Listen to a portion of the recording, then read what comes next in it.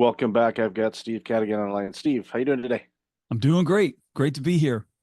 Great to have you here. Really looking forward to this conversation. I was excited when I saw it come across my mailbox and say, "Oh, this is going to be a really fun one." Because not that the others aren't. So if you're a former guest, I'm not saying your conversations weren't fun. They were, but there's certain topics that for some reason tend to resonate with me, even more so than the others. So why don't you share a little bit about you, Steve, and then we'll jump into the conversation.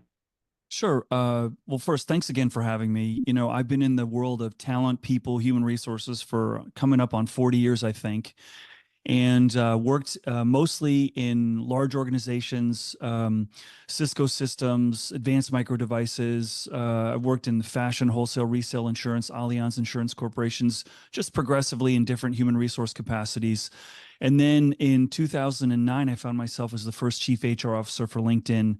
And they were only about 5 years old, 400 people. And over the next 4 years, we grew that from 400 to 4,000, 2 countries to 17, 2 offices to 26. Went through the IPO. It was a phenomenal experience, which I survived and was not prepared for. Nothing prepares you. And I thought, how hard can a startup be? Turns out if you've never built a company, it's a lot different than just tuning a company, which is what I'd done most of my career.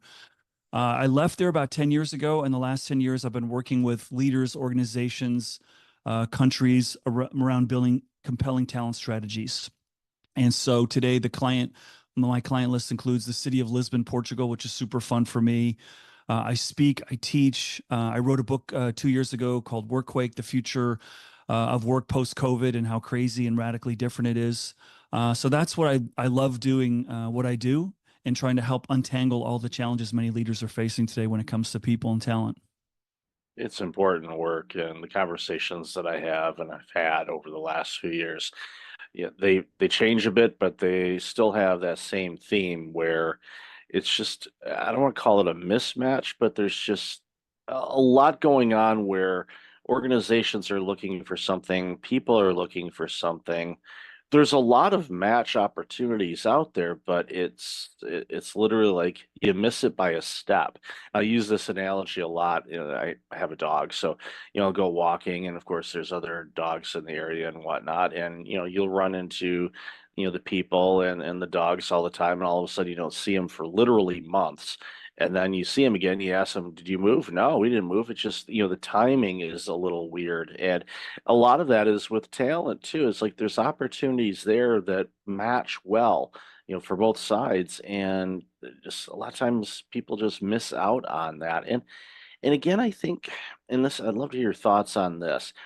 I think in conversations I've had on the show and just with people in general over the last few years is the pandemic really shook things up a bit, even to the point where people and organizations may not really be crystal clear on what they want. And they know what they necessarily don't want, but they don't necessarily know what they want. And I think that just causes extra confusion and chaos in this talent acquisition and retention challenges that so many organizations are facing. So I'd love to hear your thoughts on that.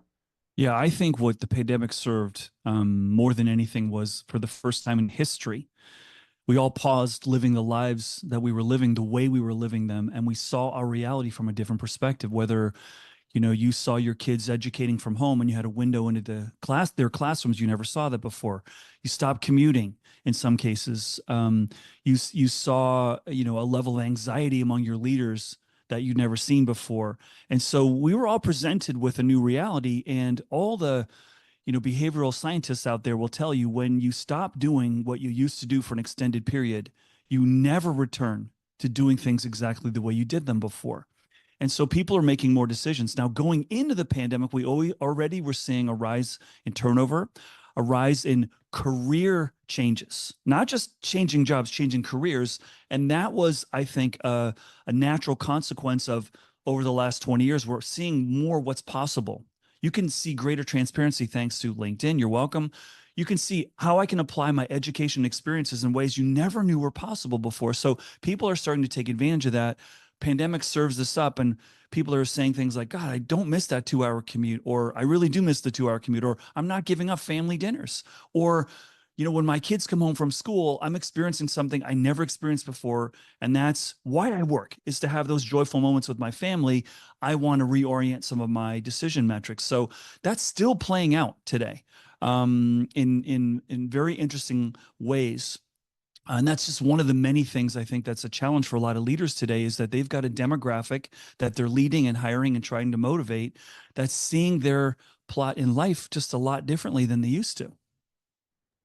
Yeah, and it's not as important. And we see, a lot of people, and I've seen a lot. I used to work in healthcare. There was a lot of people that left healthcare, Mhm. and they had a tough go of it. And not that other industries didn't, but healthcare, is definitely one that really had a tough go during the pandemic, and even up before that. We were seeing a lot of stats of physician burnout and nurse burnout, and people leaving the profession, and it just got amplified where you have a nurse that went to school for a long time, got their degree, trained, all of that good stuff, and they up and walk away from it, and they say, you know what, I'm going to go work in retail. And for me, part of me goes, okay, that if that's what's right for you, then that's good. You should do what's right for you at this moment in time. But on the flip side of it, understanding the demands of people and the health situation of people, and how the demands on the healthcare system are only going to increase, it concerns me, because it's like we're having less people work in this field and Mhm. we need more. And how Mhm. do we recruit people to a challenging type of role? And I think a lot of it has to connect to the human side of things, of yeah, you're serving a customer. Okay, that's fine. But who is that customer? It's a Yeah. human being. Speaking of healthcare, and I've worked with 20 United States healthcare associations over the last year and a half, so I'm acutely aware of how challenging this is. What most healthcare systems have never had to do, Michael, prior to the pandemic and prior to this massive increase in turnover in the nursing community, they've never had to sell the profession.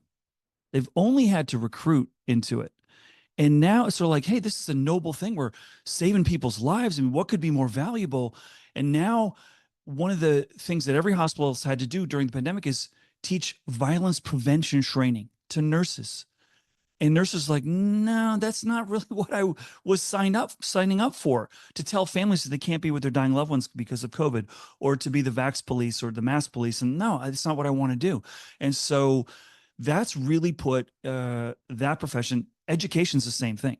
We have more people leaving the field of education than any time in history, and these are two failures not an option communities, right? So I hear what you're saying, but this is where it gets even more complex. It's not just a turnover problem. It's well, I don't just go to the schools and recruit the best students. The influx of talent going to nursing school is diminishing. So I'm trying to help leaders understand, you don't have a turnover issue. You have the brand of that profession is being questioned. Is it worth it? And it's a very demanding. Those schedules are really hard sometimes. And so there's a lot of nursing jobs people can do from home, and they're going to take them, or they can go 3 postal codes away and make 4x what they're making, working close to home. So this is a very, there's a whole bunch of things that are happening that are putting leaders in positions of having to face decisions they've never had to make before. It's really hard.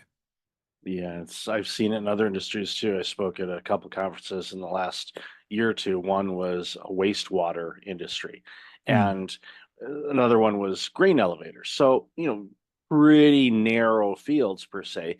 And both industries tended to have a situation where my great grandfather, my grandfather, my grandfather, my dad, now me, have all worked in this industry. Well, mm, we're finding that a lot of the younger generation are looking at it going, I don't want to do that. I want to do yeah. something different.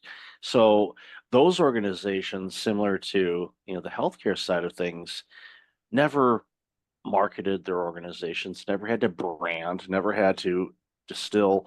This is why this is so important. Well, grain Hmm. elevators, grain, yeah, food, yeah, we kind of need that.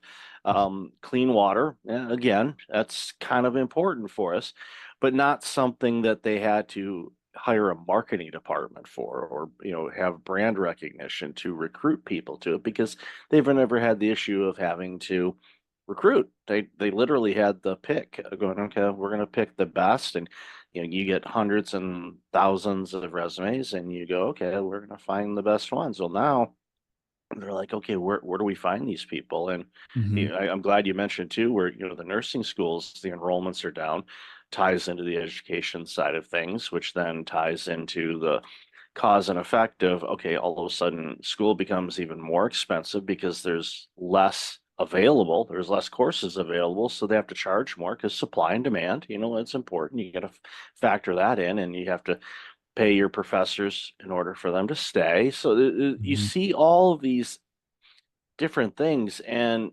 organizations are trying to wrap their head around all of it and going, okay, where do I even begin?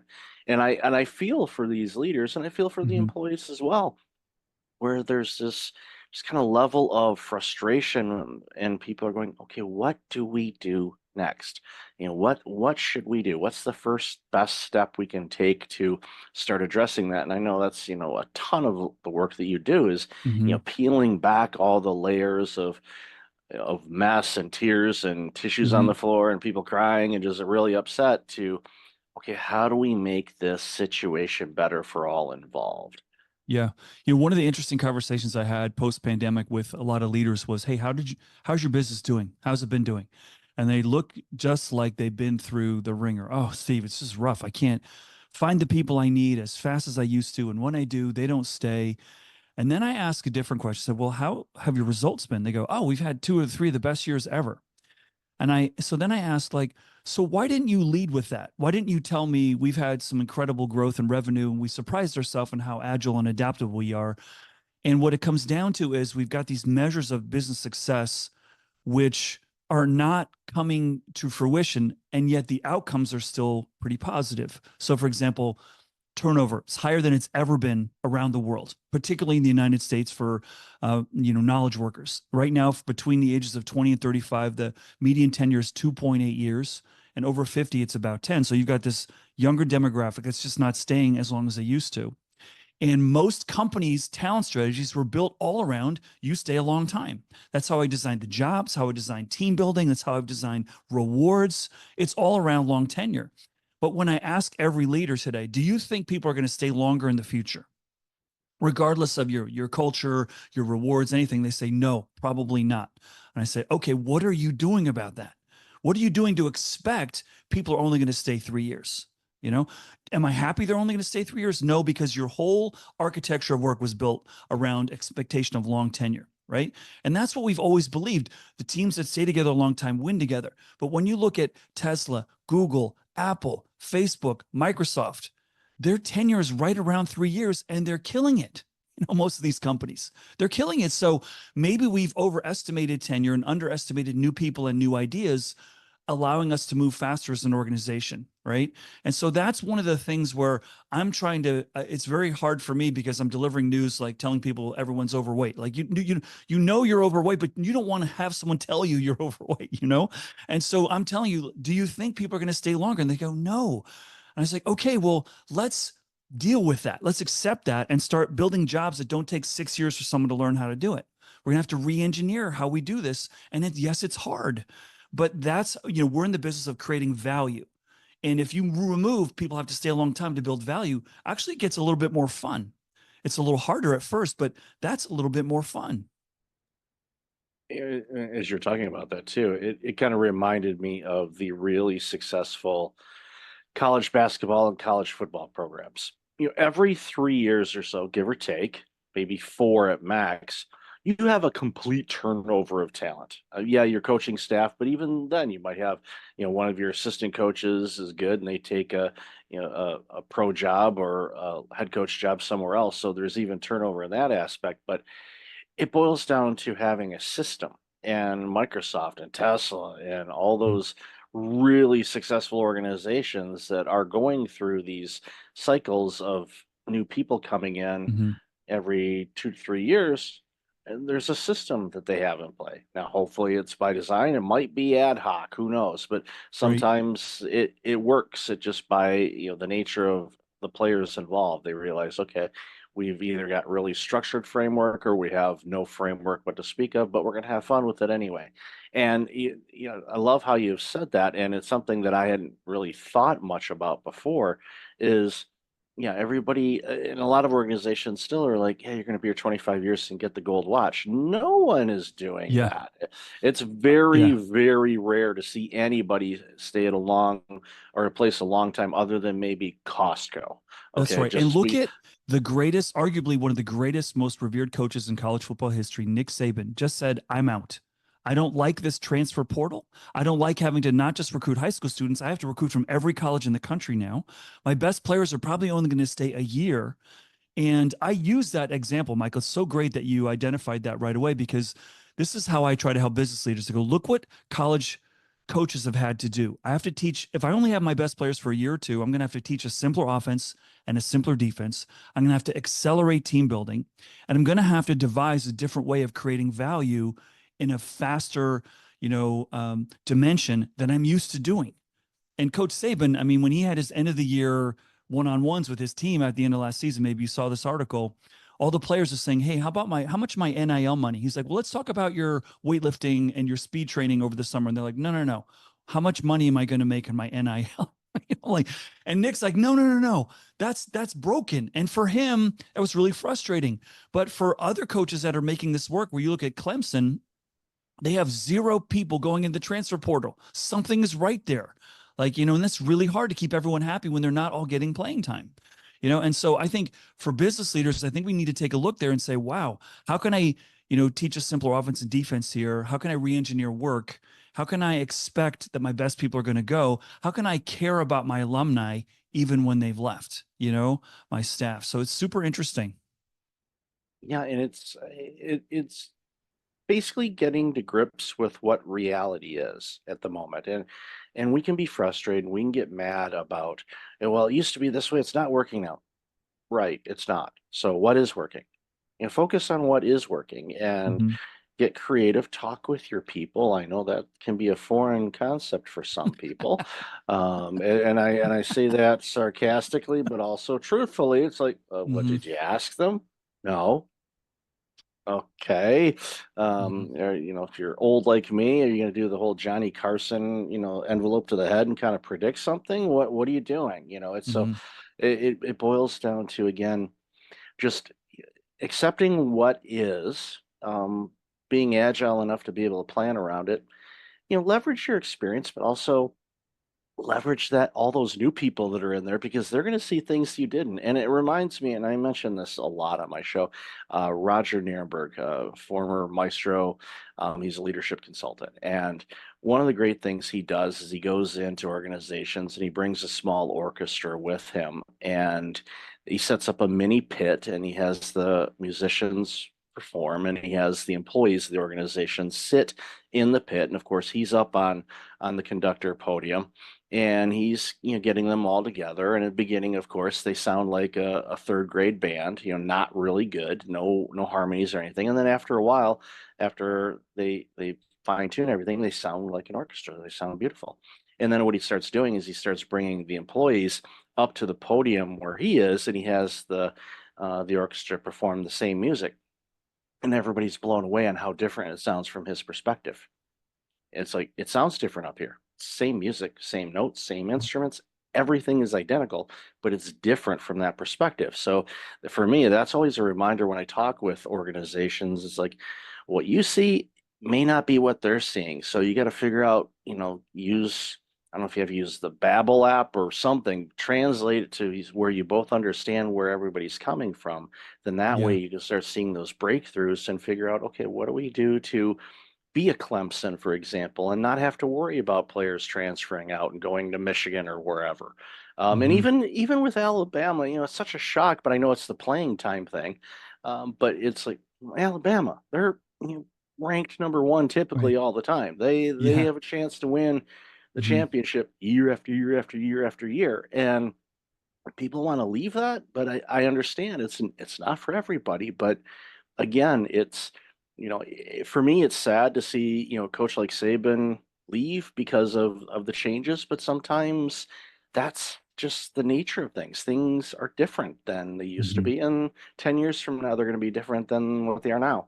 Hmm. It's just being flexible and agile and just being open to learning and open into or basically being open to suggestions and ideas that may be beyond what you think will work, because you might be surprised when they actually do. Yeah, no, that's a great one. I had a chance to work with a guy years ago named Fred Kaufman, Dr. Fred Kaufman. He's similar, leadership guru.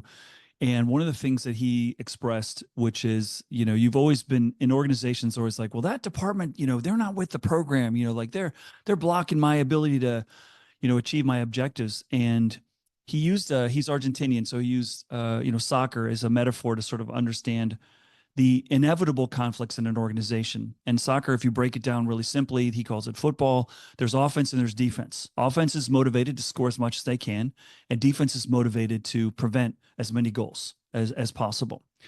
So the offense is happy, if they win 5-4, but for the defense, that's a failure. They'd rather lose 1-0 than win 5-4. So like that's super interesting that people's goals are not always going to align, and that's really frustrating for some people. But I totally agree. This whole notion of communication, people hate human resource folks like me because we're always like, it's performance appraisal time. They're like, oh, we hate that, it's a nightmare. We've institutionalized a nightmare. No executive has ever said the greatest moment in my career was that performance review I had. But as you know, if we don't do that, a lot of leaders are like, won't talk to their people, and the employees will not be able to get feedback. So like, hey, we need a rhythm here for us to ensure that communication is robust. And with things changing as fast as they are today, that's never been more critical. And doesn't mean we have to have a 30-page document you fill out. It could be just a 15-minute conversation, but we need to normalize real-time communication better. Yeah, and we see a lot of talk about, flattening the org chart and just and figure out what makes sense for organizations, because certain ones, flow better than others when it comes to, an org chart or who reports to who or who has autonomy to be able to say something or input. Create something that works for everybody to give them the information that they need to be able to do their job well. And I think yeah, it's always been something whenever I was leading an organization. It's like, okay, I want to make sure that my team has everything that they need from me in order for them to shine and Hmm. thrive and do really well. And make sure Hmm. they know where to find me if there's an issue. Don't be, don't be on the side of a milk carton. They want it. I want them to see me. I'm not going to be micromanaging them. I barely have enough time to do my stuff. I don't want to have to manage your stuff too. But it's just, making sure that everyone's comfortable and, they feel and they see what their contributions are doing. And going back to the nurse analogy a moment, is like when people remember why they went into the field that they did, and this is some of the work that I've done with people that have burned out. I have them, and it's a lot like marriage counseling. Do you remember when you first fell in love? It's the same Hmm. thing with your job. It's like, do you remember when you got that job offer letter from this organization? How did you feel? What were you excited about? What were the things that, excited you about this? And you bring it up. I said, Yeah. are those some of those things still there? Yeah, they're all still here. Okay. Yeah. One of the Life can tricks beat you we down. Yeah, go ahead. one of the tricks we would do in HR when we had a manager who was a little fried was we'd send him on a college recruiting trip. Because what do you have to do on a college recruiting trip? Just meet young, energetic people who see the future as just exciting and talk about why your company is a great place to be. And most of the time, they just come back fired up from doing that. But also to your point, I've mediated thousands of employee manager disputes over the course of my career. And when I've usually starts with an employee coming in to complain about their boss. And it usually goes something like this, blah, blah, blah, blah, blah. And they don't even say good morning to me, which is a simple, I wrote a whole blog on this one time, the 2 words that matter, good morning. It's just a simple affirmation. And sometimes, and I've been a victim of it too, we get so caught up in our goals and our objectives, we forget the human connection, which you astutely pointed out earlier. Like this is in this whole world of AI and automation and robotics, like, man, we got to remember what makes us unique and special. And that is our capacity to be human and have empathy and care and feelings. And if we can leverage that, that's more powerful than, how we're designing all the AI to take over, parts of our jobs. Exactly. And it's important for us to remember that, that humanistic capability, because it's when us humans are at our best, that's when great things happen. And that's why I love healthy organizations, because they create great products and services, which we all benefit from, but it also Mhm. makes it, safe for those people to work there and create, and they love life. And next thing you know, they blink and, months and years are flying by because they're having the time of their life. And when you can have that type of environment, it's where you want to be. And those are the people that don't have to recruit as much, other than, turning people away because they're getting all the resumes of people wanting to work there because it's such a great place. So, Steve, I've loved this conversation. Where can people find out more about you and all this amazing work you're doing? Yeah, if you're interested, stevecadigan.com, my website. You can find me on LinkedIn. And I also have a TikTok channel, also under my name, Steve Cadigan. You're on LinkedIn? I'm just kidding. Of course. I was like, I'm out of here. I don't want to be a part of you guys. I'm kidding. Yeah, we'll definitely have all that in the show notes. So, Steve, love this conversation. Thanks again for being you and all this amazing work you're doing. Thanks, Michael.